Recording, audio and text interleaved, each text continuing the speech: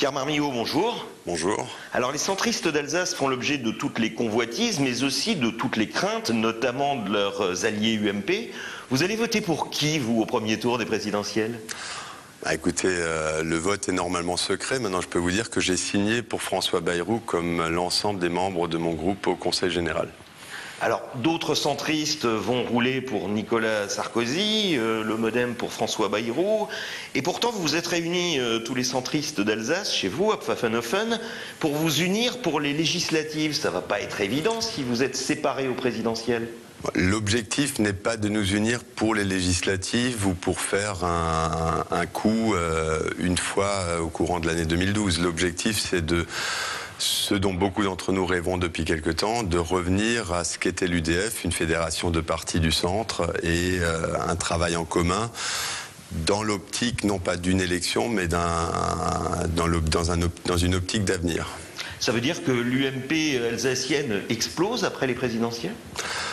Ça, Dieu seul le sait. Et si l'UMP explose, ce n'est pas l'UMP alsacienne. Je pense que c'est l'ensemble de l'UMP, ce qui peut tout aussi bien s'appliquer au PS d'ailleurs. Chez nous, c'est déjà fait. Donc l'objectif chez nous est plutôt de reconstruire et de, comme je vous parlais d'UDF tout à l'heure, de recréer un grand mouvement du centre, ce que nous essayons depuis un bon nombre d'années. Bon, il est vrai qu'on dit que l'Alsace est traditionnellement une région centriste, avec la bipolarisation qui se radicalise en ce moment.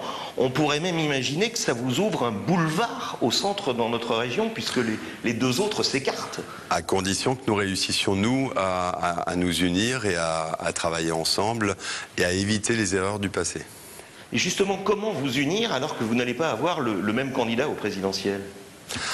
Écoutez, je pense qu'il faut de toute façon préparer l'avenir, mais laisser passer les présidentielles et donc être prêt pour le 7 mai au matin, pour essayer de nous mettre autour d'une table et à ce moment-là, recréer quelque chose qui parle à nos concitoyens, qui répond aux aspirations de nos concitoyens. Quitte à présenter des candidats partout ou dans de nombreuses circonscriptions contre l'UMP ? Alors pour l'instant, nous n'en sommes pas là, mais je pense que nous sommes, comme tout le monde en démocratie, nous avons le droit d'avoir des candidats, pas forcément pour le symbole, donc pas forcément partout, mais il n'est pas impossible que nous présentions un candidat, que ce soit sur la 9e circonscription du Bas-Rhin ou sur la première, par exemple.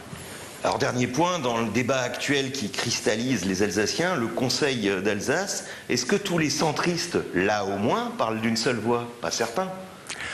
Écoutez, a priori, j'aurais tendance à dire oui. Maintenant, tout dépend de ce que vous entendez par tous les centristes.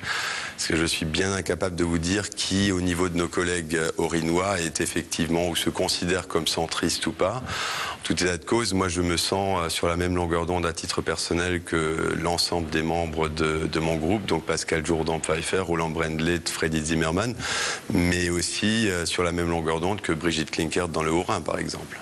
Pierre Marmillaud, merci. Je vous en prie.